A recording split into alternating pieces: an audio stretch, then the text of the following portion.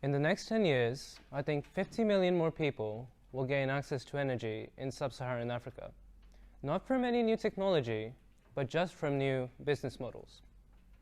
That's kind of a surprising statement in the energy world, where everything's characterized by these new increases in technological efficiency.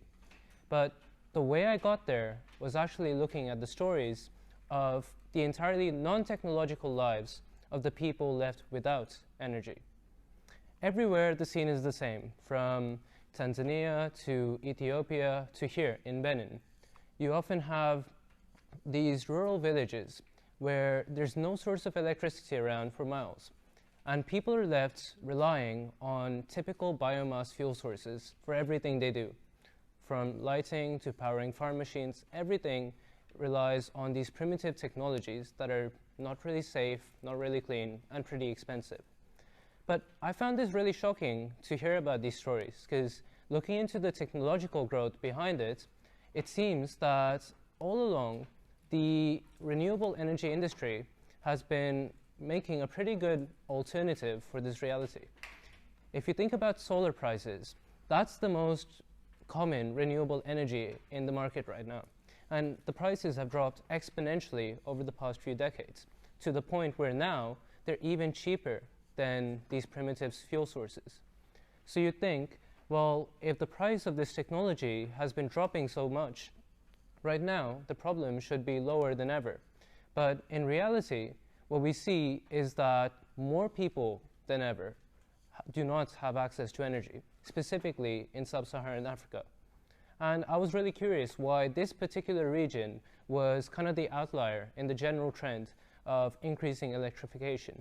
So I looked into the industry, looked into what people are currently focusing on, and it seems like all the companies are focused on one specific aspect of the problem, which is the disparity between the income people make versus the infrastructure investment required for these new technologies.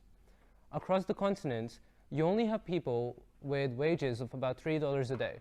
But when we look at the amount they need to invest to get energy, that's about $1,000 to $10,000. Clearly, there's a mismatch here. And when you break down the cost further, you often get the costs being highest for a few specific applications, which is heating and cooling. They take up over half of the energy that we use.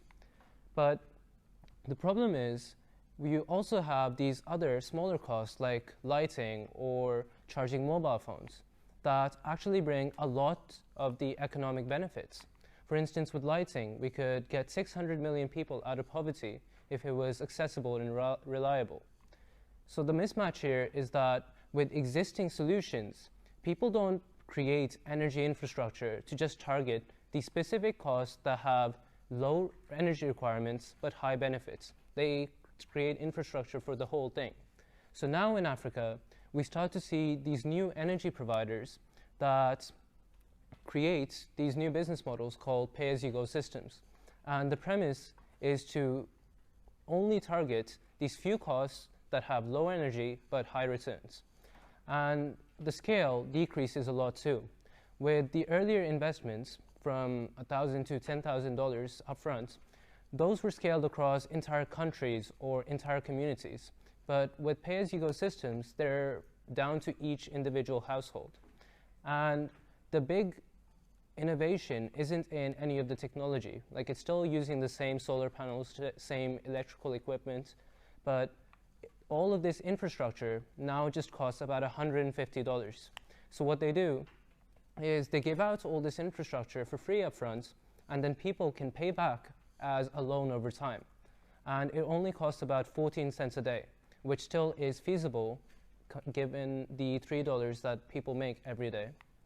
And right here, we see that there's this turnaround, where now people have a lot more access to energy because they do not have the infrastructure being too high to invest in.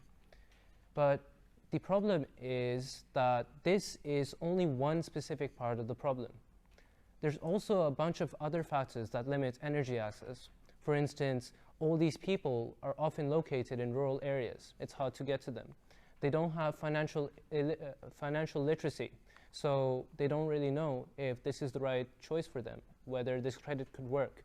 And oftentimes they're not even eligible because they don't have valid documentation or bank accounts or any of the other challenges.